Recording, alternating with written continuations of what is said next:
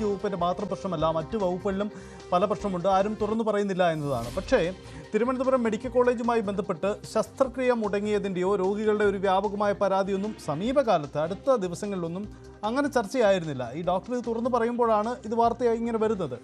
യഥാർത്ഥത്തിൽ മറ്റ് വകുപ്പുകളിലും ഇതേ പ്രശ്നമുണ്ട് എന്ന ഡോക്ടർ ഹാരിസ് ചിറക്കലിൻ്റെ ഈ വാദത്തിൽ എന്തെങ്കിലും കഴമ്പുണ്ടോ? സമാനമായ പരാതികളോ അല്ലെങ്കിൽ ആശുപത്രിയുമായി ബന്ധപ്പെടുമ്പോൾ അത്തരം വിഷയം ഉന്നയിച്ച് അത് സ്ഥിരീകരിക്കുന്ന ആരെങ്കിലും കാണാൻ കഴിയുന്നുണ്ടോ?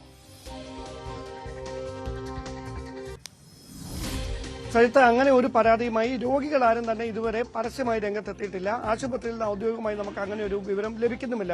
അവർ ഇന്നലെ ഈ ആരോപണങ്ങൾ വന്നതിന് പിന്നാലെ നടന്ന ശസ്ത്രക്രിയകളുടെ കണക്കുകൾ, യൂറോളജി ഡിപ്പാർട്ട്മെന്റിൽ അടക്കം നടന്ന ശസ്ത്രക്രിയകളുടെ കണക്ക് പുറത്തുവിട്ടുകൊണ്ടാണ് അധികൃതർ രംഗത്തെത്തിയത്. പക്ഷേ ഇവിടെ ഒരു കാര്യം നമ്മൾ പരിഗണിക്കേണ്ടതുണ്ട്. അതായത് അദ്ദേഹം പറയുന്നത് ശസ്ത്രക്രിയകൾ മുടങ്ങാത്തതിന്റെ കാരണം രോഗികളായി വരുന്നവരെ കൊണ്ട് തന്നെ ശസ്ത്രക്രിയ ഉപകരണങ്ങൾ വാങ്ങിപ്പിക്കുകയും മറ്റ് IT പാർക്കുകളടക്കം, അതായത് ഈ കോർപ്പറേറ്റ് സോഷ്യൽ റെസ്പോൺസിബിലിറ്റിയുടെ ഭാഗമായി സഹായങ്ങൾ ചെയ്യുന്ന മറ്റ് സ്ഥാപനങ്ങളുണ്ട്, വലിയ സ്ഥാപനങ്ങളുണ്ട്.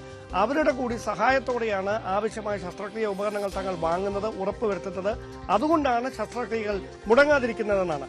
അങ്ങനെ അവരുടെ സഹായം അങ്ങനെ നിലനിൽക്കുന്നതുകൊണ്ട് ഈ ശസ്ത്രക്രിയകൾ തുടർന്നു പോരുന്നു എന്ന് പറയുമ്പോൾ യഥാർത്ഥത്തിൽ ആ സഹായം ചെയ്യേണ്ടവർ അത് ചെയ്യുന്നില്ല എന്ന് കൂടിയാണ് ഡോക്ടർ ഹാരിസ് ചിറക്കൽ പറഞ്ഞു വെക്കുന്നത്. എന്തായാലും ആഭ്യന്തര അന്വേഷണം നടക്കുമ്പോൾ അദ്ദേഹം നൽകുന്ന രേഖാമൂലമുള്ള വിശദീകരണത്തിൽ അദ്ദേഹം പറയുന്ന ഈ വാദങ്ങളുടെ വസ്തുത എന്താണെന്ന് ബോധ്യപ്പെടുത്തുന്ന തെളിവുകൾ കൂടി അദ്ദേഹം നിരത്തുമായിരിക്കും. അതുവരെ ഇതൊരു ആരോപണമായി തന്നെ നിലനിൽക്കുമെന്നാണ് മനസ്സിലാക്കാൻ കഴിയുന്നത്. ഒപ്പം അദ്ദേഹം പറയുന്നുണ്ടല്ലോ, ഇത് വർഷങ്ങൾക്ക് മുമ്പ് തന്നെ ധരിപ്പിച്ചു, ഇതിൽ തന്റെ കൈവശം ഓഫീസിൽ രേഖകളുണ്ട്, പക്ഷേ ഇപ്പോൾ തന്റെ കൈവശം ആ രേഖയില്ലെന്നൊക്കെ അദ്ദേഹം പറയുന്നുണ്ട്. അങ്ങനെ എന്തെങ്കിലും അദ്ദേഹം പറയുന്ന വാക്കുകൾക്കപ്പുറമുള്ള എന്തെങ്കിലും ഒരു ഒഫീഷ്യൽ മുഖം ബോധ്യപ്പെടുന്നുണ്ടോ നമുക്ക്? അതിൽ ഡോക്ടറെ വിശ്വാസത്തിൽ പൂർണ്ണമായി എടുത്തു തന്നെ മുന്നോട്ട് പോകണമോ? എന്താണ് ഇക്കാര്യത്തിലൊരു സൂചനയുള്ളത്?